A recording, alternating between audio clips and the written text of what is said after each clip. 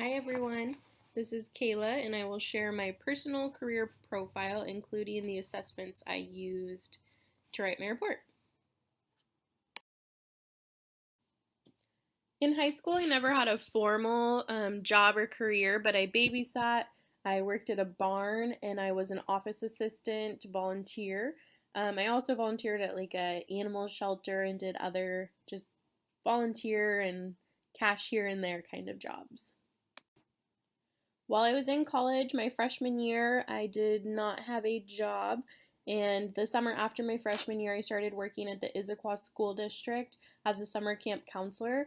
It was a full time position in the summer, really go, go, goes. The first time I think I've ever worked an 8-hour day job, so 40 hours a week, and it was definitely eye opening. After my freshman year, when I went back to Central, I started working as an office assistant in the wellness center, which is where I really learned a lot about what I like to do, about working with people, working with coworkers. This was really my first job. I also was a bouncy house like staff attendant for like 2 months, and then decided it was just too much and it was chaotic. After I graduated from Central, I moved to Bellingham and got a job at Bellingham Technical College as a clerical assistant.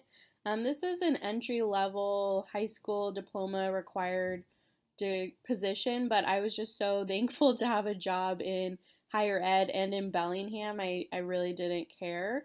Within 9 months of getting my foot in the door at Bellingham Technical College, I was promoted to an outreach and admissions specialist at BTC. And after 3 years at BTC, I moved to Skagit Valley College in enrollment services as a program manager. So I've continued to work my way up, really from Central as the office assistant to now a program manager. I would say the most influential positions I've held was the barn help back in high school. My boss was really tough. She was also my trainer, so I wanted to impress her all the time. I can remember one week they asked me to clean all 45 of the stalls and gave me a toothbrush and a bucket of bleach to go around and do that. And I remember being just so frustrated and annoyed, like, why am I doing this? I don't even get paid. It's just so I can ride here. And at the end of it, they pulled me aside and, thanked me and said how good I did and didn't complain, and had a smile on my face and gave me 30 extra dollars. And at that time, I realized my motivation comes from uh, having others satisfied in the work I do. And then my other position that I think was most influential was the office assistant at Central. When I went to Central, I didn't think I wanted to work with people. I thought maybe animals, or I ended up in accounting and just anything that I could avoid people. I labeled myself as not a people person, and I quickly realized I actually thrive on this. I love this. I want to help and I want to serve. And as a program manager too, I feel my role is to serve my staff. And I get to continue to do that. And that job at Central was where I realized what I want and like to do. So, as we talked about in our discussions, I did the Holland Code, specifically the one provided by Bellingham Technical College.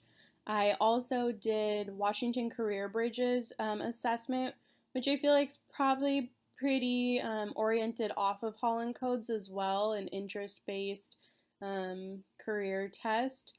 We also did Myers Briggs, so I used that. And then I bought the book, What Color is Your Parachute, the 2018 version, after Gail talked about that in class. And their number one test they recommended, and they refer to them as tests but call them assessments, was the Dewey Color Test.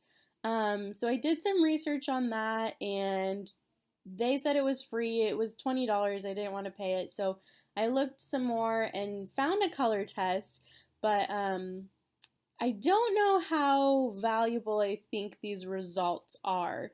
Basically, you just selected the colors you liked the most and left the ones you liked the least at the end. And there's definitely some theory and research behind it, but I would probably lean more towards the Holland codes as a career practitioner when working with clients.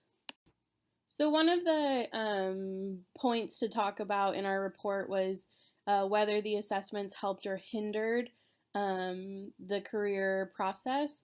And the What Color is Your Parachute in 2018 describes six different things to consider when taking or providing assessments for clients. And I think they really just nailed it. Assessments aren't going to be the end all be all. And as long as you have an open mind when you're going into that and you're not searching for the answer that you then build your entire life around, I think they can be really valuable. So I just listed these six different things to think about to share with you guys. And then the What Color is Your Parachute? It's a pretty awesome resource. I bought the 2018 version, but like Gail mentioned, there's a version every year, so they're really cool, and I would recommend everyone check them out.